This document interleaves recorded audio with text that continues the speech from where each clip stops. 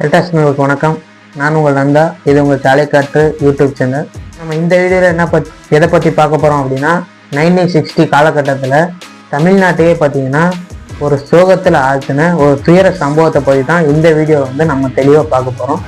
So அப்படி என்ன சம்பவம் நடந்திருக்கு அப்படின்றத நீங்கள் பார்க்கணும் அப்படின்னா நம்ம சேனலை சப்ஸ்கிரைப் பண்ணிடுங்க. சப்ஸ்கிரைப் பண்ணிட்டு கூட பெல் ஐக்கான் வரும், அதை கிளிக் பண்ணிட்டு லைக் பண்ணிடுங்க நம்ம வீடியோவுக்கு. ஸோ அதேமாரி பார்த்தீங்கன்னா நம்ம தொடர்ந்து சப்போர்ட் பண்ணிட்டு வாங்க. ஸோ டெல்டா ரீஜனில் இருக்கக்கூடிய அனைத்து பகுதியையும் நம்ம ட்ராவல் பண்ணுறோம். ட்ராவல் பண்ணிட்டு விளாகாக போடுவோம். ஸோ அது மட்டும் இல்லாமல் தமிழ்நாட்டோட அறியப்படாத தலைவர்களை பற்றியும் அப்கமிங் வீடியோஸில் போட போகிறோம். அதேமாரி தமிழ்நாட்டையே உலுக்கிய சம்பவங்களை பற்றியும் நம்ம இந்த வீடியோவில் நம்ம இந்த சேனலில் ஃபுல்லாக அப்லோட் பண்ண போகிறோம். ஸோ நீங்கள் பண்ண வேண்டியது என்னென்னா உங்கள் ஃப்ரெண்ட்ஸுக்கும் சொல்லி சப்போர்ட் பண்ண சொல்லுங்கள். நீங்களும் கண்டிப்பாக சப்போர்ட் பண்ணுங்கள். உங்கள் ஏரியாவுக்கும் வரேன். உங்கள் ஊரில் என்னென்ன பெருமைகள் இருக்குது, என்னென்ன சிறப்பம்சங்கள் இருக்குது அப்படின்றத தெளிவாக சொல்லுங்கள். ஸோ நம்ம கண்டிப்பாக வீடியோ எடுத்து போடுவோம். ஸோ இந்த வீடியோவை பார்த்தீங்கன்னா நான் முன்னாடி சொன்ன மாதிரி நம்ம தமிழ்நாட்டையே சுகத்தில் ஆழ்த்தின ஒரு சம்பவத்தை பற்றி தான் பார்க்க போகிறோம். ஸோ இதை நீங்கள் கடைசி வரைக்கும் பார்த்தீங்கன்னா தான் உங்களுக்கு தெளிவாக என்ன நடந்தது, யார் மேலே தவறு என்று தெளிவாக புரியணும். அப்படின்னா கடைசி வரைக்கும் வீடியோ ஸ்கிப் பண்ணாமல் பாருங்கள். ஸோ வாங்க நம்ம கண்டினியூ பண்ணுவோம்.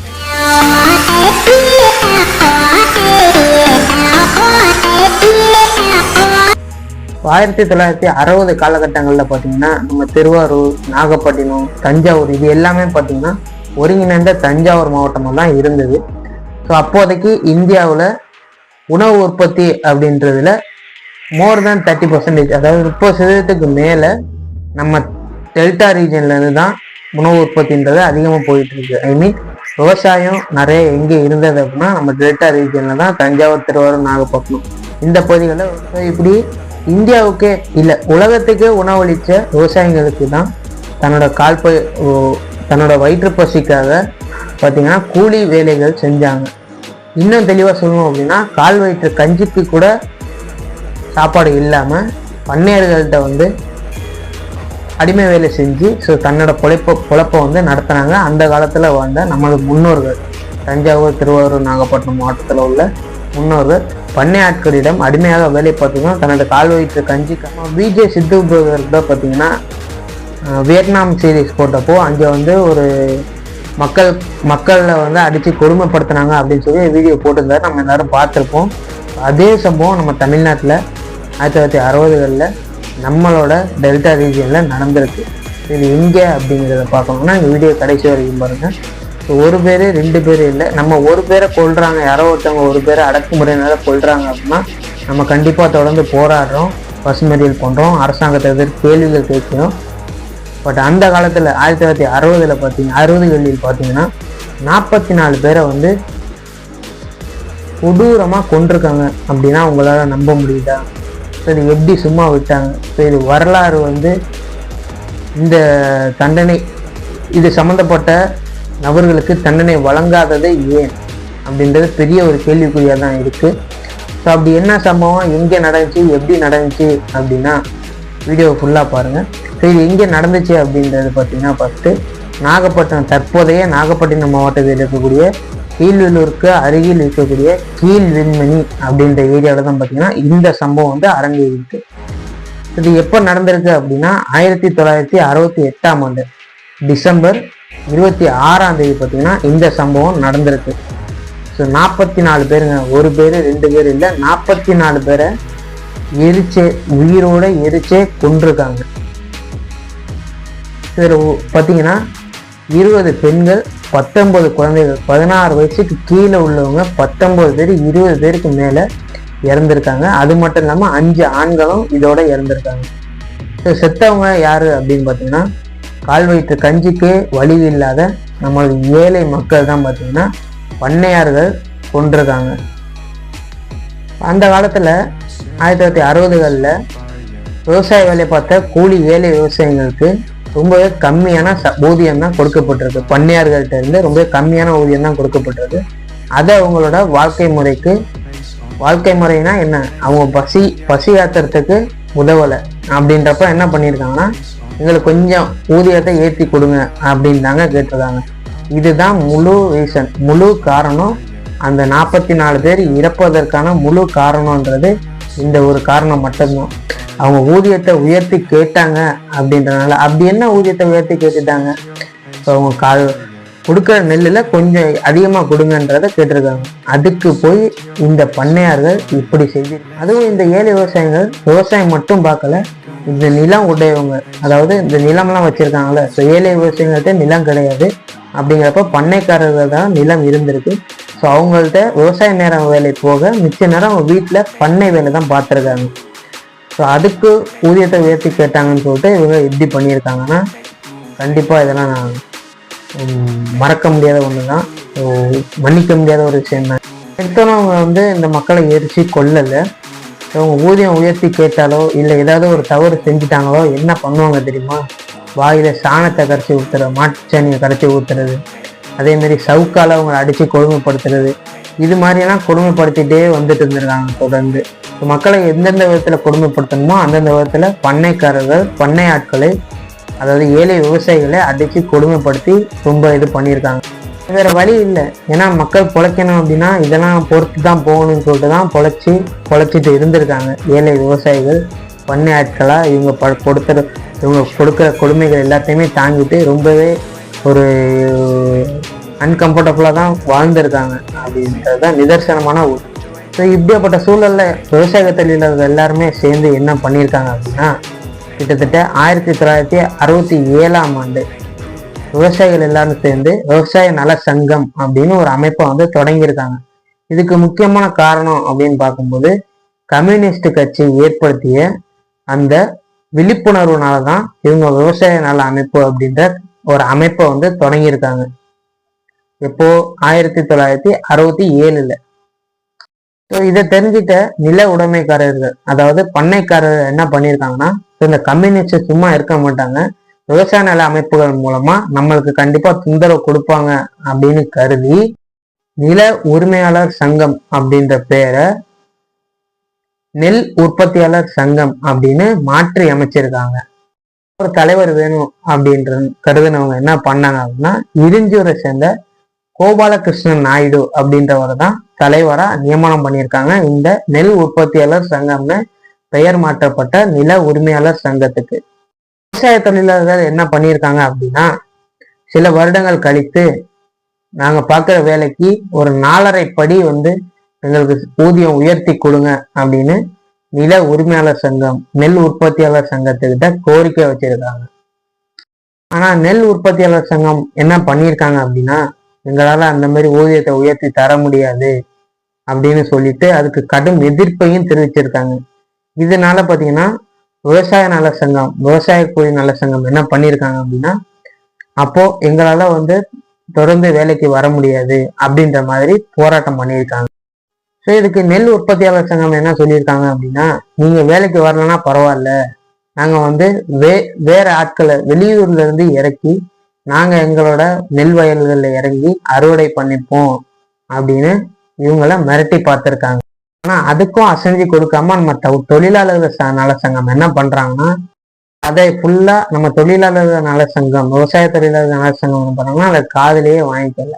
ஸோ இப்போ கம்யூனிஸ்ட் சைடு கம்யூனிஸ்டோட தலைவர்களான சங்கர் ஐயாவும் பாலசுப்ரமணியனும் என்ன பண்றாங்க அப்படின்னா, அப்போதைய தமிழ்நாடு முதல்வர் அண்ணாவை சந்திச்சு இது மாதிரி பிரச்சனை இருக்கு, ஸோ அரசாங்கம் தலையிட்டு இதுக்கு ஒரு தீர்வு கொண்டு வரணும் அப்படின்னு சொல்லிட்டு ஒரு கோரிக்கையை அப்போதைய தமிழக முதல்வர் அண்ணா கிட்ட இதை கொண்டு போறாங்க.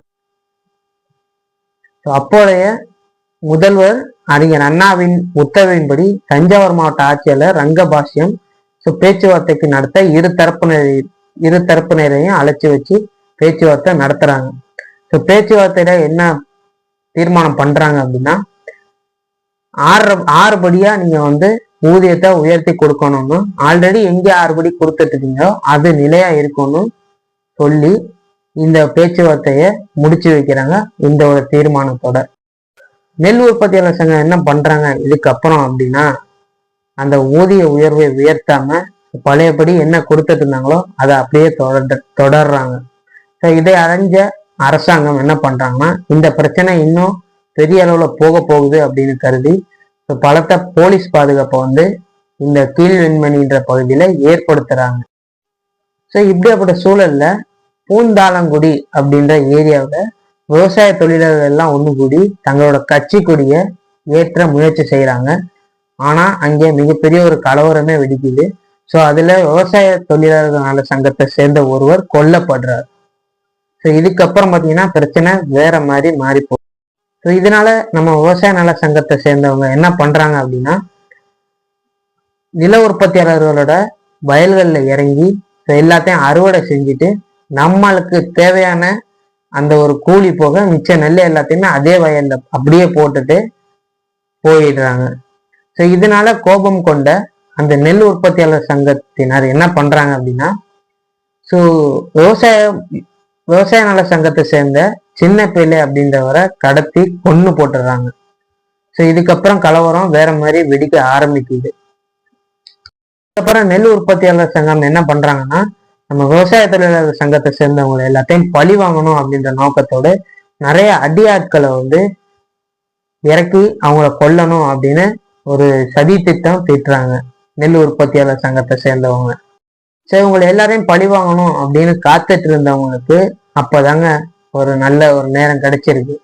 அதாவது அந்த அடியாட்களை வச்சு கொல்லணும்னு நினைச்சவங்களுக்கு 1968 டிசம்பர் 25 இங்கே, அதாவது கம்யூனிஸ்ட் கட்சி தலைவர்கள் அனைவரும் நாளை நடக்க உள்ள கேரளாவில் நடக்க உள்ள ஃபங்க்ஷனுக்காக கிளம்பி போறாங்க.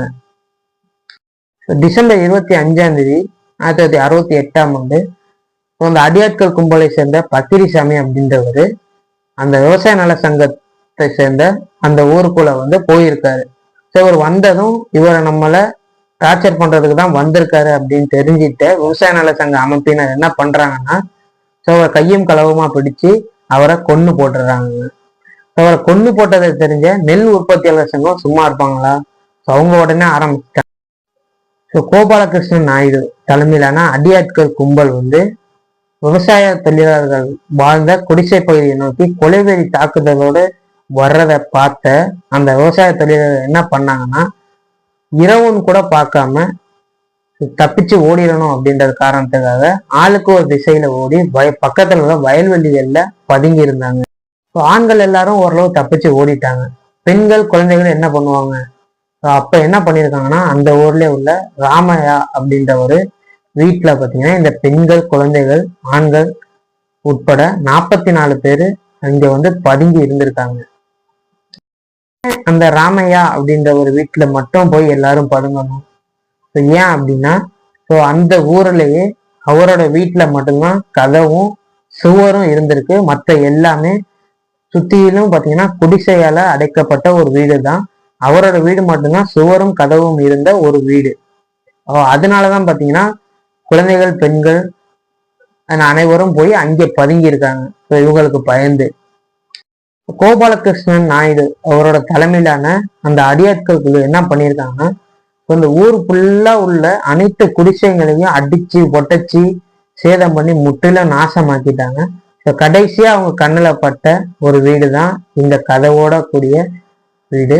அவங்க பார்க்கும்போது கதவு மூடி இருக்கு அப்படின்றதுனால அவங்க முடிவு பண்ணிட்டாங்க, இந்த வீட்டுலதான் எல்லாரும் பதுங்கி இருக்காங்க அப்படின்றத உறுதி செஞ்சுட்டாங்க. இந்த அடியாட்கள் கும்பல் என்ன பண்ணிட்டாங்க அப்படின்னா, அதுக்கப்புறம் வீட்டை விட்டு மக்கள் எங்கிட்ட தப்பிச்சு வரக்கூடாது அப்படின்ற காரணத்துக்காக வீட்டோட 4 திசையில வீட்டை சுற்றிலும் பாத்தீங்கன்னா தீயை வச்சு விட்டாங்க. ஸோ இதனால மக்கள் எந்த பக்கமும் வெளியே வர முடியாத ஒரு நிலைமை தீக்குள்ளே இருந்துட்டாங்க. ஸோ அது மட்டும் இல்லாம அதுல இளம் தாய் ஒருத்தவங்க என்ன பண்ணியிருக்காங்க, அவங்களோட நம்ம தான் சாக போறோம், நம்மளோட குழந்தையாவது பொழைச்சிக்கட்டும் அப்படின்றதுக்காக அந்த குழந்தைய நெருப்புல இருந்து வெளியே தூக்கி வீசியிருக்காங்க. அப்படியும் வெளியில இருந்த அந்த அடியாட்கள் கும்பல் சேர்ந்த ஒருவர் அந்த குழந்தைய மறுபடியும் எடுத்து திரும்பி நெருப்புலயே தூக்கி வீசியிருக்காரு. எவ்வளவு பெரிய கொடுமைன்னு பாருங்க. இவ்வளவுக்கு கொடுமை பண்ணியிருக்காங்க அந்த கீழ்வெண்மணி மக்களை. இந்த சம்பவம் பாத்தீங்கன்னா மறுநாள் விடியற் காலையில தான் மக்களுக்கு தெரிய வருது, காவல்துறைக்கு தெரிய வருது, பத்திரிகையாளர்களுக்கு தெரிய வருது. ஒரு டவுட் என்ன அப்படின்னா, மாவட்ட ஆட்சியரோட உத்தரவின் பேர்ல அங்கே சென்ற காவல்துறையின் நிலைமை என்ன? அவர்களுக்கு தெரியாமல் நடந்திருக்குமா, இல்லை தெரிந்தே இதை அவர்களுக்கும் பங்கு இருக்குமா அப்படின்றதுக்கான விவாதம் அந்த காலத்திலேயே இது சம்பந்தமா போயிருக்கு. இது சம்பந்தமா பாத்தீங்கன்னா கீழ்வேலூர் காவல்துறையில இதுக்கு சம்பந்தமா வழக்கு பதிவு செய்யப்பட்டிருக்கு. அப்பகுதி மக்கள் உள்ளூர் காவல்துறையின் மீது நம்பிக்கை இல்லாமல் அதிருப்தியால் இதை மத்திய குற்றப்பிரிவுக்கு விசாரணைக்கு எடுத்துக்கொள்ளப்பட்டது, மாற்றப்பட்டது. அதன் பிறகு தஞ்சாவூர் செஷன்ஸ் நீதிமன்றத்தில் CM குப்பண்ணா என்பவர் தான் இந்த வழக்கை விசாரிக்கிறது. இந்த வழக்குல பாத்தீங்கன்னா கோபால் கிருஷ்ணன் நாயுடு உட்பட 22 பேர் மீது வழக்கு பதிவு செய்யப்படுகிறது. அது மட்டுமல்லாமல் பக்கிரிசாமி என்பவரை கொன்றதற்காகவும் சில பேர் மீது வழக்கு பதிவு செய்யப்பட்டு 2 வழக்குகளும் வெவ்வேறு வழக்குகளாக முடிவு செய்யப்பட்டு விசாரிக்கப்படுகிறது. சுமார் ஒரு 2 வருடங்களாக இந்த வழக்கு நிலுவையில் இருந்து 30/11/1971 அன்று, மன்னிக்கவும் 1970 30/11/1970 அன்று இதற்கான தீர்ப்பு வழங்கப்பட்டது தஞ்சாவூர் நீதிமன்றத்தில். என்ன தீர்ப்பு அப்படின்னு பாத்தீங்கன்னா, கோபால்சாமி நாயுடு, முக்கிய குற்றவாளியான கோபால்சாமி நாயுடு உட்பட 8 பேருக்கு 10 ஆண்டுகள் சிறை தண்டனையும் 7 பேருக்கு பாத்தீங்கன்னா 5 ஆண்டு சிறை தண்டனையும் வழங்கப்படுகிறது. 44 பேரை கொன்னவங்களுக்கு வெறும் 10 ஆண்டு சிறை தண்டனை கொடுத்திருக்காங்க. ஆனா அந்த கொலை கும்பலை சேர்ந்த ஒருவர் பக்கிரிசாமி என்ற கொலை கும்பலை சேர்ந்த ஒருவரை தாக்கியதற்காக பாத்தீங்கன்னா கோபால் என்பவர் மீது ஆயுள் தண்டனையும், ராமையா என்பவர் மீது பாத்தீங்கன்னா 5 ஆண்டு சிறை தண்டனையும் அதே நீதிமன்றத்துல கொடுத்திருக்காங்க. இது சம்பந்தமா கோபால் மற்றும் ராமையன் 1970ஆம் ஆண்டே பாத்தீங்கன்னா உயர் நீதிமன்றத்துல இதுக்கு மேல்முறையீடு செய்யறாங்க. அதே மாதிரி கோபால் கிருஷ்ண நாயுடு தரப்புலையும் அவங்களும் மேல்முறையீடு செய்யறாங்க. அவங்க பாத்தீங்கன்னா மேல்முறையீடு செஞ்சதுனால கோபால் மற்றும் ராமையன் மீது குற்றம் உறுதி செய்யப்பட்டது. அவங்க 13 வருடங்களுக்கு பின்ன அவங்க மறுபடியும் அப்பீல் பண்ணியிருக்காங்க உச்ச நீதிமன்றத்துல. இது 13 வருடங்களுக்கு அப்புறம் வழக்கு எடுத்துக்கொள்ளப்பட்டு அவர்களின் மனுவை உச்ச நீதிமன்றம் தள்ளுபடி செஞ்சிட்டாங்க. ஆனா கோபால் கிருஷ்ண நாயுடு அப்பீல் பண்ணது பாத்தீங்கன்னா 1973 ஏப்ரல் 6ஆம் நாள் பாத்தீங்கன்னா அவங்களுக்கு ஒரு அதிர்ச்சியான தீர்ப்பை வழங்கியிருக்காங்க. அதிர்ச்சி அவங்களுக்கு இல்ல, நமக்கு தான். ஏன் அப்படின்னா, இந்த 44 பேரை கொன்றதற்கான எந்த ஒரு சாட்சியும் இல்லை. கோபால் கிருஷ்ணன் மற்றும் குற்றவாளிகளான 22 பேர் மீது எந்த ஒரு சாட்சிகளும் இல்லை என்றும், அதோடு மட்டுமல்லாமல் இவர்கள் மிராசுதாரர்கள், இவர்கள் ஏழை மக்களை கொள்வதற்கான மோட்டிவேஷன் கிடையவே கிடையாது. அவங்க கொள்வதற்கான வாய்ப்பே இல்லை என நம்புகிறேன் என்று நீதிபதி தீர்ப்பை சொல்லி இந்த வழக்கை முடித்து வைக்கிறார். எப்பேற்பட்ட தீர்ப்பு இது! அப்படி இருக்கு.